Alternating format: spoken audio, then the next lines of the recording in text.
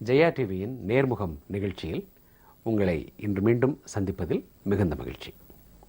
தமிழ்நாட்டில் சில ஆண்டுகளுக்கு முன்னர், அதாவது 2011ஆம் ஆண்டுக்கு முன்னர் திமுக ஆட்சி நடைபெற்று கொண்டிருந்த பொழுது மதுரை பகுதியில் ஒரு மலையையே பெயர்த்தெடுத்து விற்பதற்கு முயற்சிக்கிறார்கள் என்ற குற்றச்சாட்டு மக்களிடமிருந்து எழுந்தது. அந்த பகுதியில் பெரிய அளவில் கிரானைட் கற்களை வெட்டி எடுத்து முறைகேடாக சிலர் அரசுக்கு வர வேண்டிய வருமானத்தை தங்களுக்கு ஆன வருமானமாக மாற்றிக்கொண்டிருக்கிறார்கள் என்ற குற்றச்சாட்டெல்லாம் எழுந்தது. இதை பற்றி பத்திரிகை செய்திகள் வெளியானது. அப்படி செய்திகள் வெளியானவுடன் அன்றைய திமுக அரசு அந்த பத்திரிகையின் மீது கடுமையான நடவடிக்கைகளை மறைமுகமாக எடுக்க தொடங்கியது. இப்படி பல்வேறு அடக்குமுறை நடவடிக்கைகள் மேற்கொள்ளப்பட்டன. அதனை சுட்டிக்காட்டி அப்பொழுது எதிர்க்கட்சி தலைவராக இருந்த அனைத்திந்திய அண்ணா திராவிட முன்னேற்றக் கழக பொதுச் செயலாளர் செல்வி ஜெயலலிதா அவர்கள் மதுரை பகுதிகளில் எப்படி கனிம வளம் கொள்ளை போகிறது என்பதை பற்றி ஒரு நீண்ட அறிக்கையினை வெளியிட்டார். இப்பொழுது கிரானைட் ஊழலில் திமுக தலைவரின் குடும்பம் எப்படியெல்லாம் சம்பந்தப்பட்டிருக்கிறது என்ற அறிக்கையும் தமிழக அரசிடமிருந்து வந்திருக்கிறது. இதனுடைய உண்மை நிலவரங்கள் என்பதை பற்றி தெரிந்து கொள்ள இன்றைய நேர்முகம் நிகழ்ச்சி. இன்றைய நிகழ்ச்சியில் திரு கௌரி சங்கர், அனைத்திந்திய அண்ணா திராவிட முன்னேற்றக் கழக செயற்குழு உறுப்பினர், நேர்முகம் நிகழ்ச்சியில் பங்கு கொள்கிறார். திரு கௌரி சங்கர் அவர்களை இந்த நிகழ்ச்சியில் உங்களுக்கு அறிமுகம் செய்வதில் மகிழ்ச்சி அடைகிறேன். வணக்கங்க. இந்த கிரானைட் தொடர்பாக இன்றைக்கு பரபரப்பாக பேசப்படுகிறது. இதில் எவ்வளவு தூரம் யாரெல்லாம் சம்பந்தப்பட்டிருக்கிறார்கள்? தமிழ்நாட்டில் இந்த கிரானைட் முறைகேட்டில் எந்த அளவிற்கு திமுக சம்பந்தப்பட்டிருக்கிறது? அதாவது ஜென்ரலாக கிரானைட்னு சொன்னால் தமிழ்நாடு முழுவதும் இருக்கக்கூடிய அனைத்து மாவட்டங்களிலும் கிரானைட் அவைலபிள் அப்படிங்கிற மாதிரி சில பேர் பேசுகிறாங்க. அது அப்படி இல்லை. சில மாவட்டங்களில் இருக்குது. சில மாவட்டங்கள்லாம் இப்போ மதுரை டிஸ்ட்ரிக்டில் இருக்குது. அப்புறம் இந்த கல்லுலாம் போக இது வந்து மார்க்கெட்டிங் சக்ஸஸ்ன்னு ஒன்று இருக்குது. மல்டி கலர்னு சொல்கிறது அது வந்து இப்போ மதுரையில் இப்போ இந்த கீழவளவு இருக்குது பாருங்க. அந்த கீழவளவு வந்து ஏற்கனவே அவங்க வந்து ஜல்லிக்காக கொடுத்தாங்க. இந்த 1.5 ஜல்லி, 3 ஜல்லி, 3/4 ஜல்லி, இந்த வீடு கட்டுறதுக்கு போக்குவரத்து இதற்கு கொடுத்தாங்க. அதில் ஒரு பையன் சேலத்தில் இருந்து ராஜமாணிக்கம்னு ஒரு பையன், அவன் தான் இது வந்து கண்டுபிடிச்சான். இது வந்து கிரானைட்டு. இதில் வந்து எத்தனை வருஷத்துக்கு முன்னாடி? நான் சொல்கிறது 80s. ஆமாம். காஷ்மீர் ஒயிட்னா நல்லா ஒயிட்டாக இருக்கும். அதில் பொட்டு வச்ச மாதிரி, குங்குமம் பொட்டு வச்ச மாதிரி கார்னட் ஒட்டிகிட்டு இருக்கும். ஸோ அதை பாலிஷ் பண்ணி இப்படி பேனலில் நிறுத்தும் போது பார்த்தீங்கன்னா ரொம்ப பியூட்டிஃபுல்லாக இருக்கும். அப்படிங்கிறத கண்டுபிடிச்சி விற்க ஆரம்பித்தான். விற்று இட்டாலிக்கு போச்சு, ஜெர்மனிக்கு போச்சு, எல்லா இடத்துக்கும் போச்சு. அது அந்த காஷ்மீர் ஒயிட். அதுக்கடுத்து திருப்பத்தூர்னு ஒரு ஊர் இருக்குது. சிவகங்கை டிஸ்ட்ரிக்ட் தான், ஆனால் அது மதுரை டிஸ்ட்ரிக்ட்லாம் வரும். இந்த இதே டைக்கு அந்த மலம்பட்டி வரைக்கும் வரும். மலம்பட்டின்னு ஒரு வில்லேஜ். அந்த மலம்பட்டி வரைக்கும் அந்த டைக்கு வரும். அதில் திருப்பத்தூரில் இருந்த பழைய எம்எல்ஏ, திராவிட முன்னேற்ற கழக எம்எல்ஏ சிவராமன்கிறவர், அவர் அங்கே எடுத்தார். மதுரையில் இவங்க எடுக்கிறாங்க, திருச்சியில் இவர் நேரு பிரதர் எடுக்கிறாரு, அப்புறம் திருப்பத்தூரில் சிவராமன். இந்த கிரானைட்டை பொறுத்த வரைக்கும் திராவிட முன்னேற்ற கழகம் எப்பொழுதுமே அங்கே உள்ள எக்ஸ்எம்பிஸ்லையும் மந்திரிகளும் சரி, எம்எல்ஏக்களும் சரி நடக்கிற விவரத்தை சொல்கிறேன் நான். அதுவும் பர்டிகுலராக கருணாநிதி ஃபேமிலி. நீங்கள் இந்த மதுரை கீழவளவு இந்த பையன் ராஜமாணிக்கங்கிறவன் பண்ணிக்கிட்டு இருந்தானே, அவனை யார் விரட்டுனது தெரியுமா? இவருக்கு மருமகன்னு ஒருத்தர் வந்தார், அதிபன் போசு. அதிபன் போஸுங்கிறவர் இவருடைய மருமகன்கிற ஒரு அந்தஸ்தோடு வந்தார். அது எதுவும் குடும்ப தொழில் மாதிரி. உடனே இந்த கீழவளவு காஷ்மீர் ஒயிட்டுக்குள்ளே உள்ளே புகுந்தார். உள்ளே புகுந்து அங்கே இருக்கிறவங்க அத்தனை பேரையும் வெளியே விரட்டிட்டு அவர் வர்றாருன்னா பாருங்களேன், ஒரு 20 கார் வரும். அப்போல்லாம் வந்து இந்த காண்டஸா தான் பெரிய கார். அந்த காண்டஸா கார் ஒரு 4-5 கார் வரும். முன்னாடி ஒரு 10 கார், பின்னாடி ஒரு 10 கார் புழுதியை கிளப்பிட்டு அந்த குவாரிக்குள்ள வந்து நின்று எல்லாம் பண்ணுறோம். அப்படி நோட்டை தூக்கிறது பண்ணுறது எல்லாம் பண்ணுறது. டோட்டலாக is become a mafia of that Kashmir white. கம்ப்ளீட்டாக இருந்தவன போகிறான். அதுலலாம் இந்த ராஜமாணிக்கம் வெளியே போனால் அவனை நாகர்கோவிலுக்கு விரட்டி விட்டாங்க, எல்லாம் பண்ணாங்க. கடைசியில் அவனுக்கு உயிரே போயிடுச்சு. அப்புறம் இவருக்கு மருமகனாக இருக்கும் வரை அவன் கிரானைட் பண்ணிட்டு இருந்தான்.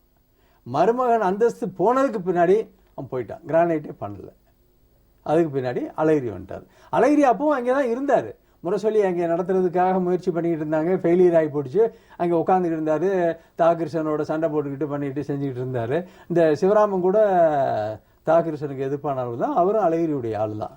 அவர் சாகிற வரைக்கும், அவர் சிவராமன் இறந்து போயிட்டார் உண்மையிலே. அவர் சாகிற வரைக்கும் வந்து அழகிரியுடைய ஆள் தான். தாகிருஷ்ணனுக்கு எதிர்ப்பாக இருந்தவர் தான்.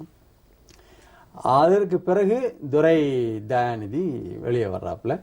அப்புறம் அவங்க எல்லாத்தையும் கம்ப்ளீட்டாக கேப்சர் பண்ணிவிட்டு அந்த இவர் அதிபன் போஸ் என்ன பண்ணியிருந்தாரோ அதே இது இவங்க பண்ணிட்டாங்க.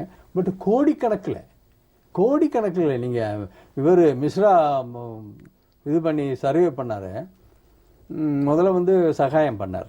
2011 புரட்சி தலைவி அம்மா அவர்கள் தேர்தலுக்கு வந்தாங்கல்ல, வந்து அப்போ பிரச்சாரத்தில் வந்து அப்போ அம்மா சொன்னாங்க, இங்கே என்ன நடக்கிறது என்று எனக்கு தெரியும். இந்த கிரானைட்டில் யார் ஊழல் செய்கிறார்கள் என்பது நான் நன்றாக அறிவேன். ஆட்சி வந்ததும், அண்ணா திராவிட முன்னேற்ற கழக ஆட்சி மலர்ந்ததும் இந்த தவறு செய்வர்கள் அனைவரையும் நான் வந்து சரியான பனிஷ்மெண்ட் கொடுப்பேன்னு அன்றைக்கி சொன்னாங்க. அதுக்கு சம ஆட்சி வந்துச்சு. ஆட்சி வந்தவனே 16,000 கோடி அரசுக்கு இழப்பு வந்திருக்கிறது அப்படிங்கிற ஒரு ரிப்போர்ட் கொடுத்தாரு. இது வந்து தூத்துக்குடி ஹார்பர்லாம் எக்ஸ்போர்ட் பண்ணியிருக்காங்க. என்னென்ன அளவுக்கு எக்ஸ்போர்ட் பண்ணியிருக்காங்கிற பர்டிகுலர்ஸ் எடுத்தாலே போதும். 16,000 கோடிக்கு பண்ணியிருக்கிறது வந்து ப்ரூஃபாக உங்களுக்கு கிடச்சிருக்குதுங்க. இதில் கான்செப்ட் என்னன்னு சொன்னால், டாமின் வந்து புரட்சி தலைவரால் உருவாக்கப்பட்ட ஒரு கார்ப்பரேஷன். இந்த கனிம வளத்தை தமிழகத்திற்கு, தமிழக மக்களுக்கு பயன்படக்கூடிய அளவுக்கு உருவாக்கணுங்கிற அடிப்படை எண்ணத்துலலாம் வந்து இந்த டாமினை பண்ணாங்க. இவங்க இது எல்லாத்தையுமே திராவிட முன்னேற்ற கழக ஆட்சி எப்பொழுது வருகிறதோ அப்பொழுதெல்லாம் இது அவங்க கட்சிக்காரங்களுக்கு ரேசிங் கான்ட்ராக்ட் கொடுத்துறது. ரேசிங் கான்ட்ராக்ட்னா ஒரு கியூபிக் மீட்டர் உனக்கு வந்து 1,500 கொடுக்குறேன், 2,000 கொடுக்குறேன், 750 கொடுக்குறேன், 800 கொடுக்குறேன்னு ஒரு ரேட்டை பேசி எனக்கு நீ கல் எடுத்து கொடு, நான் விற்றுக்கிறேன் அப்படின்னு சொல்கிறது. இவன் என்ன பண்ணுவான், இந்த டாமின் குவாரி எடுக்கிற பக்கத்துலேயே இவனுக்கு அங்கே ஒரு லேண்ட் இருக்கும். அது ஒரு குவாரி இருக்கும். அதில் கல் வராது. அது ஒரு பெர்மிஷன் போட்டு வச்சுருப்பான். இதில் கல் எடுப்பான். ஒரு நாளைக்கு ஒரு 10 கல் எடுக்கிறான்னு வைங்களேன், 7 கல் அங்கே தூக்கி கொண்டு போய் அங்கே வச்சுருப்பான். ஆசிஃபா அந்த கல் அந்த குவாரியில் இருந்து வந்த, ஏன்னா டைக்கில் ஒரே சேம் பேட்டர்னாக தான் இருக்கும். 3 கல் அது யாரும் இவங்க தான் செக் பண்ணுறது இல்லையே, இவங்க ஆட்சியான நடக்குது. கல் போயிடும். இந்த 3 கல் வந்து டாமினுக்கு வரும். இப்படியே இந்த டாமினை நஷ்டத்துக்கு உண்டாக்கி இவ்வளவு கோடிகளை சம்பாதிக்கக்கூடிய ஒரு ஸ்தாபனம், ஆனால் சம்பாதிக்க முடியாத அளவுக்கு அது வந்து போனதுக்கு காரணம் இதுதான். இது இப்படி நடந்து சொன்னோடனே அம்மா வந்து பணம் சொன்னோடனே சகாயம் பார்த்தாரு. சகாயம் ரிப்போர்ட் கொடுத்தாரு. உடனே மிஸ்ராவை அங்கே போடுறாங்க. மிஸ்ரா வந்து ஒரு 18 யூனிட்டாக பிரித்தாருங்க. பிரித்து 175 குவாரி, அவர் டிஸ்ட்ரிக்டில் இருக்கிற குவாரியை கம்ப்ளீட்டாக ஸ்டடி பண்ணி அவர் அலார்மிங் ஃபிகர் கொடுத்துட்டாரு. இதில் வந்து ஊழல் நடந்திருக்கு அப்படிங்கிற மாதிரி கொடுத்து உறுதிப்படுத்தினார். நம்ம என்ன பண்ணோம், 90 எஃப்ஐஆர் போட்டிருக்குதுங்க. இந்த ரிப்போர்ட்டு கொடுத்ததுக்கு பின்னாடி, சகாய ரிப்போர்ட் வந்ததுக்கு பின்னாடி, மிஸ்ரா ரிப்போர்ட்டுக்கு வந்ததுக்கு பின்னாடி 90 எஃப்ஐஆர் போட்டிருக்கிறோம். 50 பேர்களை கைது செய்திருக்கிறோம். 2 ஐஏஎஸ் ஆஃபீஸர்கள் இந்த கேஸில் புக் பண்ணியிருக்கிறோம். 7 அதிகாரிகளை, தாசில்தார் கேடரில் உள்ள அதிகாரிகளை கைது பண்ணி உள்ளே வச்சோம். 50 பேரை உள்ளே வச்சோம். இவ்வளோ பேரையும் பண்ணினது அண்ணா திராவிட முன்னேற்ற கழக அரசு, அம்மாவுடைய ஆட்சி. இந்த குற்றங்களை ரொம்ப கடுமையாக பண்ணணுங்கிறது அவங்களுக்கு பிஆர்பி கிரானைட்டு குவாரி எல்லாத்தையும் சீல் வச்சாங்க. பிஆர்பி ஃபேக்ட்ரியை சீல் வச்சாங்க. துரை தயாநிதி தலைமறைவாயிட்டாப்புல, அவனுடைய பார்ட்னர் நாகராஜன் தலைமறைவாயிட்டாப்புல, எல்லாரும் தலைமறைட்டா. இதெல்லாம் இவ்வளவு கடுமையாக பிடிச்சி வந்ததுக்கு பின்னாடி அப்புறம் அந்த கோர்ட் என்ன பண்ணுது பார்த்தீங்களா, ஃபேக்ட்ரியை சீல் வச்சுருந்தோம்ல, ஃபேக்ட்ரி சீலை வந்து ரிமூவ் பண்ணுச்சு. எல்லா மிஷினரிஸையும் ஜேசிபியில் இருந்து புல்டோசர்லேருந்து அத்தனையும் நம்ம அரசாங்கம் வந்து சீல் வச்சுருந்துச்சு. அதை ரிலீஸ் பண்ணாங்க. குவாரியை ரிலீஸ் பண்ணாங்க, ஃபேக்ட்ரி ரிலீஸ் பண்ணாங்க, எல்லாத்தையும் ரிலீஸ் பண்ணிட்டாங்க. அவர் கொடுத்த ரிப்போர்ட்டில் தான் நம்ம இவ்வளோ ஆக்ஷன் எடுத்திருக்கிறோம். ஒரு ஃபேக்ட்ரியை க்ளோஸ் பண்ணியிருக்கிறோம். நம்ம முதல்வர் கூட ஒரு அறிக்கை விட்டார். கருணாநிதி கேட்டார், நாங்கள் எல்லாம் இது நீதிபதிகள் சொல்லியும் நீங்கள் வந்து ஆக்ஷன் எடுக்கலையேன்னு இவர் சொல்கிறார். இது ஆக்ஷன் எடுத்தால் யார் உள்ளே போவாங்கிறது இவருக்கு தெரியும் அவருக்கு. ஏன்னா அழகிரி பையன்தான், துரை தயாநிதி தான் இது செஞ்சுக்கிட்டு இருக்காங்கிறது உலகம் அறிஞ்ச விஷயம். அந்த ஏரியாவில் இருக்க அத்தனை பேருக்கு தெரியும். கருணாநிதிக்கு தெரியாதா? எல்லாமே திராவிட முன்னேற்ற கழக தோழர்கள் தான் செய்கிறார்கள். இது நாளைக்கு அம்புட்டா அவங்க தான் அவங்க போகிறாங்க, உள்ளே போகிறதுன்னா அவங்க தான் போகிறாங்க, ஏன்னா போக போகிறாங்க. இருந்தாலும் முதல்வர் மேலே சார்ஜ் ஃப்ரேம் பண்ணணும். எப்படியாவது இங்கே வந்து எதுவும் அது நடக்கலை இது நடக்கலை, அவர் பேசாமல் இருக்கிறாரு, இப்போ பேச ஆரம்பித்தோடனே அவர் நாடகம் செய்யணும் அப்படிங்கிறார். 2 ஐஏஎஸ் அதிகாரிகள் கொடுத்த அறிக்கைகளை பற்றி சொன்னீங்க, வெவ்வேறு அறிக்கைகளை பற்றி சொன்னீங்க. ஒருவர் 16,000 கோடி ரூபாய் அளவிற்கு முறைகேடு நடந்திருக்கிறது, அரசிற்கு வர வேண்டிய வருமானம் வராமல் போயிருக்கிறது என்று சொன்ன அறிக்கை. மற்றது இந்த 16,000 கோடி என்பது இன்னும் பல ஆயிரம் கோடியாக இருக்கும் என்று சொன்ன அறிக்கை. இந்த அறிக்கைகளின் அடிப்படையில் அரசு எடுத்த நடவடிக்கைகள், குறிப்பாக அனைத்து இந்திய அண்ணா திராவிட முன்னேற்றக் கழக அரசு எடுத்த நடவடிக்கைகள் என்ன? உங்களுக்கு முதல்ல 50 பேர் அரெஸ்ட் பண்ணியிருக்குதுங்க. முக்கியமாக வந்து பிஆர்பி அவரை அரெஸ்ட் பண்ணாங்க, அவருடைய பார்ட்னர் அரெஸ்ட் பண்ணாங்க, முகமதுங்கிறவர், அவர் ஒரு மொத்தம் ஒரு 12 கம்பெனி, 12 கம்பெனிலேருந்து ஒலம்பஸுக்கு தான் துரை தயாநிதியினுடைய கம்பெனி, அப்புறம் மதுரா கிரானைட்டு, ஜிஜி கிரானைட்னு இப்படி ஒரு 12 கம்பெனி இருக்குது. ஆனால் 12 கம்பெனி இருந்தாலும் அவங்க கல் எடுத்து எக்ஸ்போர்ட் பண்ணுறதுக்கு முன்னாடி அழகிரிக்கு டோல் கட்டினா தான் அந்த கல் வெளியே வரும். இதுதான் நடைமுறை, உண்மை. இது ஒன்று வந்து ஜோடிச்சு சொல்கிற பொய்யே கிடையாது. இந்த 12 கம்பெனியில இருந்து அந்த கல் வந்து எக்ஸ்போர்ட் பண்ணி லாரியில் ஏற்றுறதுக்கு முன்னாடி அழகிரிக்கு டோல் கட்டினா தான் உங்களுக்கு கல் வெளியே வரும். அந்த அளவுக்கு கண்ட்ரோல் அவர் வச்சு தான் எல்லாம் பண்ணிட்டு இருந்தாங்க. அதே மாதிரி தான். ஆனால் இந்த 12 கம்பெனிகளும் அவருடைய கம்பெனிகள் இல்லை, அவருடைய கம்பெனிகள். அவர் வந்து ஒலம்பஸ் கிரானைட், அவரும் அவர் பையனும் அவர் பார்ட்னர் நாகராஜுங்கிற அந்த ஏற்கனவே இந்த நாகராஜா நடத்திக்கிட்டு இருந்தான். அதில் போய் இந்த பையன் இது என்ன பண்ணிட்டாங்க, ரொம்ப கெட்டிக்காரத்தனமா ஏடிஎம்கே ஆட்சி வருதுன்னு தெரிஞ்சவொடனே அதுக்கு முன்னாடியே அந்த பார்ட்னர்ஷிப்ல இருந்து விலகினதாக ஒரு டிராமா, எப்படி 200 கோடியை வந்து இதுக்கு கலைஞர் டிவிக்கு கொடுத்த மாதிரி கொடுத்துட்டு திருப்பி நாங்கள் பணத்தை அனுப்பிச்சோங்கிற மாதிரி ஒரு டிராமா பண்ணாங்களே, அதே மாதிரியே துரை தயாநிதி அந்த ஒலம்பஸ் கிரானைட்ல இருந்ததாகவும் அந்த டைரக்டர் போஸ்ட்ல இருந்து தான் விலகிட்டதாகவும் 1 ஆண்டுகளுக்கு முன்னாடியே விலகிட்டதாகவும் எல்லாம் சோடிச்சாங்க. ஆனால் இந்த ஒலம்பஸ் கிரானைட் மட்டுமல்ல, அங்கே 12 கம்பெனிகள் வந்து அங்கே வந்து கிரானைட் பண்ணிட்டு இருந்தாங்க, சின்ன கம்பெனி பெரிய கம்பெனி. எந்த கம்பெனியாக இருந்தாலும் அங்கே கல் எடுத்து முடிஞ்ச உடனே அங்கே பெர்மிட் போடுறதுக்கு முன்னாடி இவருக்கு டோல் கட்டியாகும், கட்டினா தான் வந்து லாரியில் ஏறும். அந்த அளவுக்கு ஒரு கண்ட்ரோல் வச்சுட்டு இருந்தாங்க. இது எத்தனை வருஷமா நடந்தது இந்த மாதிரி? இது டிஎம்கே ஆட்சி ஃபுல்லாகவே உங்களுக்கு அந்த 5 ஆண்டு காலத்தில் இதுதான் நடந்துட்டு இருந்தது. அதனால தான் அம்மா வந்து சொன்னாங்க, இங்கே நடக்கிற ஊழல் என்ன என்பது எனக்கு தெரியும், ஆட்சி அண்ணா திராவிட முன்னேற்ற கழக ஆட்சி மலர்ந்ததும் அவர்கள் கண்டிப்பாக தண்டிக்கப்படுவார்கள், ஆலோசனை செய்யப்படும் சொல்லி அதே மாதிரி தான் அம்மா பண்ணாங்க. 50 பேர் கைது பண்ணதுங்க, 90 எஃப்ஐஆர் போட்டது அவங்க மேலே, 90 எஃப்ஐஆர் போட்டது. தாசில்தார் கேடரில் 9 பேரை வந்து அரெஸ்ட் பண்ணாங்க. 2 ஐஏஎஸ் ஆஃபீஸரை கரப்ஷன் ஆக்டில் புக் பண்ணியிருக்கிறாங்க. 12 கம்பெனி இதில் வந்தது. 12 கம்பெனியில் இருந்த முக்கியஸ்தர்கள் இருக்காங்களே அவங்கள எல்லாம் அரெஸ்ட் பண்ணாங்க. அரெஸ்ட் பண்ணி அப்புறம் இந்த ஃபேக்ட்ரியெல்லாம் க்ளோஸ் பண்ணாங்க, சீல் வச்சாங்க. பிஆர்பி ஃபேக்டரியை க்ளோஸ் பண்ணாங்க. இது ஏன்னா இவ்வளவு கடுமையாக புரட்சி தலைவி அம்மா அவர்கள் ஆக்ஷன் எடுக்கிறாங்க. இந்த கோர்ட் ஒன்றொன்னா ரிலீஸ் பண்ணிகிட்டே இருக்குதுங்க. ஃபேக்டரியை ரிலீஸ் பண்ணிடுச்சு, மெஷினரியை ரிலீஸ் பண்ணிச்சு, குவாரியை ரிலீஸ் பண்ணிச்சு, எல்லாம் பண்ணிடுச்சு. அப்படி ஆயிடுச்சு, எல்லாத்துக்கும் ஆன்டிசிபேட்டரி பெயில் கொடுத்தாச்சு. 50 பேர் வெளியே வந்துட்டான். அது ஒரு பெரிய நம்மளுக்கு ஒரு ஒரு துன்பியல் விஷயந்தான். அது வந்து துயரமான ஒரு விஷயந்தான் அது உங்களுக்கு. நீங்கள் திரு மு.க. அழகிரிக்கு இந்த 12 கிரானைட் கம்பெனிகளும் ஒரு மறைமுகமான வரி செலுத்தினார்கள்னு சொன்னீங்க. அது என்ன ப்ரொபோர்ஷனில் இருக்கும்? நீங்கள் இப்போ காஷ்மீர் ஒயிட்டை பொறுத்த வரைக்கும் ஒரு கியூபிக் மீட்டர் வந்து குறைஞ்சபட்சம் ஒரு $600 $600 ஒரு கியூபிக் மீட்டர். இது கல் பார்த்தீங்கன்னா ஒரு லாரி ஃபுல்லாக கொள்கிற அளவுக்கு ஒரு 20 டன் 30 டன் இருக்கும். ஒரு 10-15 கியூபிக் மீட்டர் மினிமம் கல் இருக்கும். ஏன்னா அந்த கல் வந்து எந்த விதமான ஒச்சம் இல்லாத கல் உங்களுக்கு. அதுலேயும் சூப்பர்ஃபிஷியலாக இருக்கிற கல்லாம் வந்து ஒரு காவி படித்த மாதிரி இருக்கும். நீங்கள் மதுரை ஏர்போர்ட்டில் போய் பார்த்தீங்கன்னா அந்த கல்லெல்லாம் பாலிஷ் பண்ணி போட்டிருப்பாங்க. அதாவது காஷ்மீர் ஒயிட்டு போடணும்னு சொன்னதை அதுலேயும் ஊழல், அங்கேயும் ஊழல் நடந்தனால இந்த ஏர்போர்ட்டே அசிங்கப்படுத்தி வச்சுருக்காங்க. அது சூப்பர்ஃபிஷியலாக வர்ற கல். கீழே அடியில் போக போக போக போக நல்ல ஒயிட்டாக இருக்கும். கார்னட் அப்படியே போட்டு குங்குமம் போட்டு வச்ச மாதிரி சேஃப்ஸாக ஒட்டி இருக்கும். பாலிஷ் போட்டு இப்படி பேனலில் நிறுத்தியாச்சுன்னு சொன்னால் பார்க்குறதுக்கு ரொம்ப அழகாக இருக்கும். அந்த இதில் இவர் வர்றதுன்னு சொன்னால் ஒரு கியூபிக் மீட்டருக்கு இவர் $600 வாங்குறாருன்னா இவர் ஒரு $100 வாங்கியிருப்பார். ஒரு கியூபிக் மீட்டர். இது மாதிரி எத்தனை லட்சம் கியூபிக் மீட்டர் போயிருக்கும் டெய்லி. உங்களுக்கு மிஷினரிஸ்லாம் பார்த்தீங்கன்னா பக்கா மிஷின், நம்ம தமிழில் இல்லாத மிஷினரிஸ், அரசாங்கம் எடுத்து சேர முடியாத அளவுக்கு மிஷினரிஸை வச்சு அவங்க எல்லாம் பண்ணாங்க. பாறைகள் வந்து உங்களுக்கு 30 அடி 40 அடி கீழே போயிடுச்சுங்க. பெரிய மலையாக இருந்தது.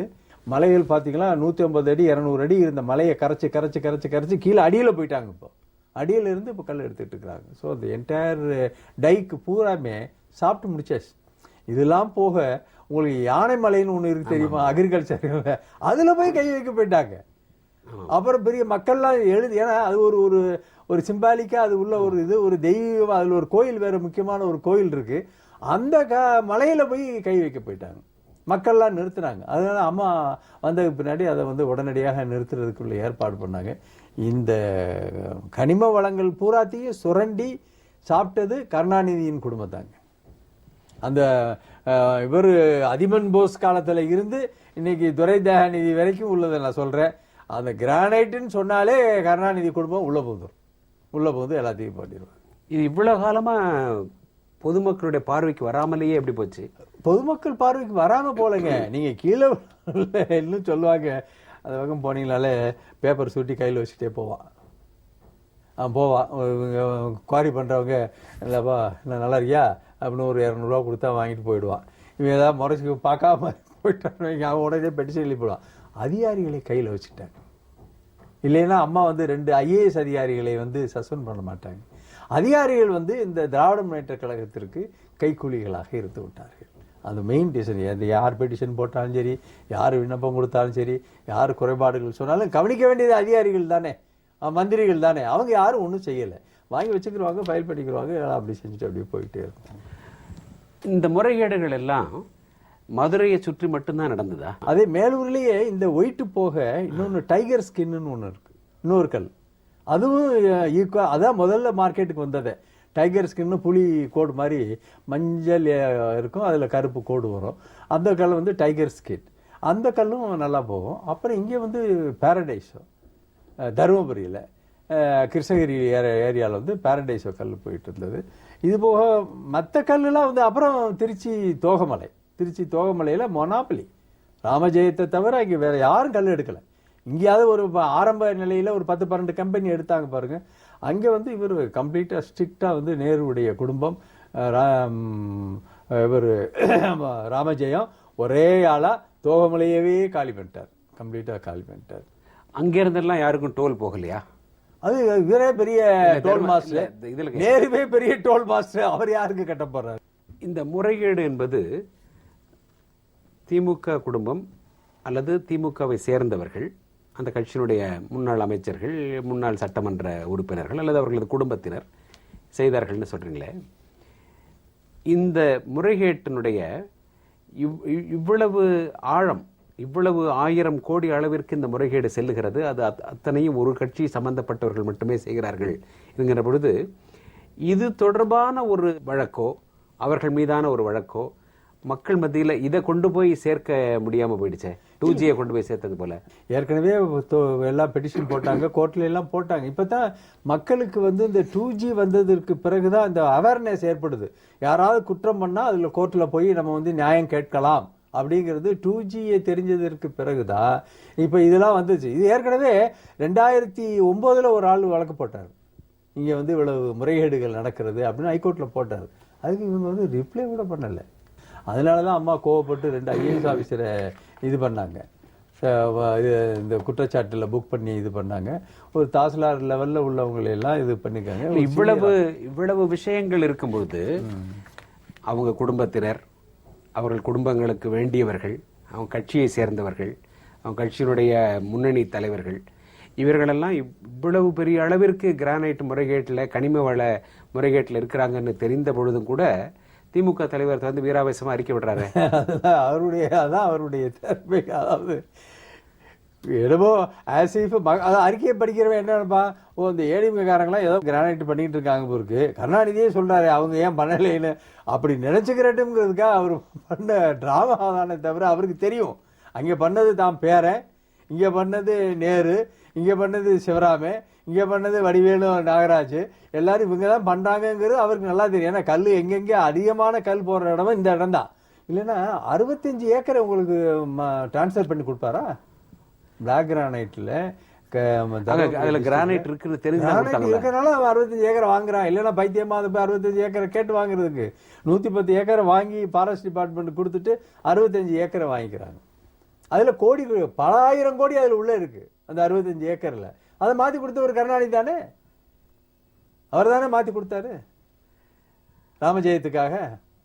தன்னுடைய ஆட்சியில் நடைபெற்ற இவ்வளவு டீப்பான இவ்வளவு ஆழமான முறைகேடுகளை பற்றி அவர் தன்னுடைய அறிக்கைகள்ல எந்த ஒரு கோடிட்டு காட்ட மாட்டேங்கிறாரு. அது எப்படி அவங்களே எப்படி அதாவது நாங்கள் எங்களுடைய ஆட்சியில் இதெல்லாம் நியாயமாக நடந்ததுனாவது சொல்லணும்ல. அவர் 2Gயே ஒத்துக்க மாட்டேங்கிறாரு, 200 கோடி வந்ததே ஒத்துக்க மாட்டேங்கிறாரு. அவர் எப்படி இந்த குற்றத்தை ஒத்துக்குறாரு? உங்களுக்கு 1,76,000 கோடி ரூபாயவே பொண்ணு இன்வால்வ் ஆகி, மனைவி இன்வால்வ் ஆகி, எல்லாம் அவங்க குடும்பமே இன்வால்வ் ஆன அந்த குற்றத்தையே இது வரைக்கும் நாங்கள் தெரியாமல் செஞ்சுட்டோம், எங்களை மக்கள் மன்னிக்கணும்னு கேட்டிருக்காரா என்ன? 200 கோடியை நாங்கள் வந்து கடனாக தான் வாங்கினோம், கடனை திருப்பி தான் கட்டணும் அப்படின்னு தான் சொல்கிறாரே தவிர 200 கோடி லஞ்சமாக வாங்கினதாக ஏற்றுக்கொள்ளவில்லையே. அதையே ஏற்றுக்கொள்ளாதவர் இன்னைக்கு விளிம்பில் இருக்காங்க, தண்டிக்கக்கூடிய அந்த விளிம்புல இருக்கிறாங்க. அந்த குடும்பமே தண்டனைக்கு உள்ள போகக்கூடிய நிலையில இருக்க விளிம்புல இருக்கும்போது கூட அதை அவர் இன்னும் ஒத்துக்கிறல. அப்படிங்கும்போது இந்த கிரானைட் உள்ள பண்ண போறார். இதுல வந்து டைரக்டா வந்து உங்களுக்கு வந்து அதிபன் போஸ் இதுல இன்வால்வ். அதுக்கு அடுத்து பாத்தீங்கன்னா துரை அப்புறம் பூரா கட்சிக்காரங்க தானே. இப்போ திருப்பத்தூர்ல சிவராமன் பண்ணாருன்னா கட்சிக்காரர் தான், பழைய எம்எல்ஏ. இதுல திருச்சியில ராமஜெயம் பண்ணாருன்னா அவரு நேருடைய தம்பி அப்படிங்கிற இதுல போயிடுறாரு. இப்படி கட்சிக்காரங்க தானே போறாங்க. டைரக்டா அந்த குடும்பம் இன்வால்வ் ஆனது இந்த மதுரை இளவளவு ஒலிம்பஸ். அந்த ஒலிம்பஸ்ல எவ்வளவு முறைகேடு நடந்திருக்கும்? ஒரு 15,000 கோடி ஒலிம்பஸ்ல மட்டும். ஆமா, மிஸ்ராவுடைய ஸ்டேட்மெண்ட்டை பார்த்தீங்களா, அவருடைய ரிப்போர்ட்டை பார்த்தீங்களா, ஒரு 15,000 கோடி இந்த பர்டிகுலரா இந்த பையனே பண்ணியிருக்காரு. துரை தயாநிதி பண்ண இது ஏன்னா அங்கே எக்ஸ்போர்ட் மறைக்கவே முடியாது. இது இந்த குற்றத்தை எந்த ரூபத்திலையும் மறைக்க முடியாது. தூத்துக்குடி ஹார்பர்ல எல்லாம் இவங்க எக்ஸ்போர்ட் பண்ணியிருக்காங்க. அங்கே ஃபிகர் எடுத்தீங்கன்னா உங்களுக்கு அளவோட எவ்வளவு கியூபிக் மீட்டர் கல் சைஸ், எத்தனை கல், 1 2 3 4 5, 1ஆம் நம்பர் 12 கியூபிக் மீட்டர், 3வது 7வது 7 கியூபிக் மீட்டர், வரிசையா கியூபிக் மீட்டர் வந்துடும். மார்க்கெட் ரேட்டு தெரியும், அந்த ரேட்டை போட்டு கணக்கு பண்ணீங்கன்னா அவர் மிஸ்ரா சொன்ன மாதிரி 15,000 கோடி இந்த பையன் மட்டும் இந்த ஒலிம்பஸ்ல மட்டுமே 15,000 கோடி சொல்லியிருக்காரு. பெரிய ஊழலுங்க இது, சாதாரண ஊழல் இல்ல, பெரிய ஊழல். நிகழ்ச்சியில நீங்க தெளிவா சொன்னீங்களே, தமிழ்நாடு முழுவதும் எந்த ஒரு குவாரியையும் நூற்றுக்கணக்கான குவாரி இருக்கு, எந்த குவாரிலையும் வந்து ஏடிஎம்கே தோழர்கள் யாரும் பண்ணல, பூராமே டிஎம்கே ஆட்கள் தான் பண்ணிட்டு இருக்காங்க. இன்று வரை கூட, இன்று வரை இந்த நிமிஷம் வரை. எனவே இந்த நடவடிக்கைகள் வழியாக இந்த கிரானைட் முறைகேடு பற்றிய எல்லா உண்மைகளும் வெளியில வருவதற்கு எல்லா வாய்ப்பு இருக்கு இல்லையா? கண்டிப்பா பண்ணி ஆகணும். மக்களுக்கு வந்து தெரிஞ்சாகணும் எத்தனை பெரிய தவறு செய்கிறா. அதாவது தவறு செய்கிறது, ஊழல் செய்கிறதுங்கிறது திராவிட முன்னேற்றத்துக்கு வந்து புதுசு கிடையாது. ஆனால் கனிம வளம், அதுவும் தமிழ்நாட்டில் இருக்கக்கூடிய கனிம வளத்தை வந்து இப்படி சுரண்டாதுங்கிறது இருக்கே, அதை வந்து மக்களுக்கு வெளிச்சம் போட்டு காட்டித்தான் ஆகணும். அது யாரும் என்ன பண்ணணும், கடுமையான ஆக்ஷன். அம்மா வந்து விடவே மாட்டாங்க. நன்றி, உங்களை இந்த சந்தித்தல் மகிழ்ச்சி. வணக்கம்.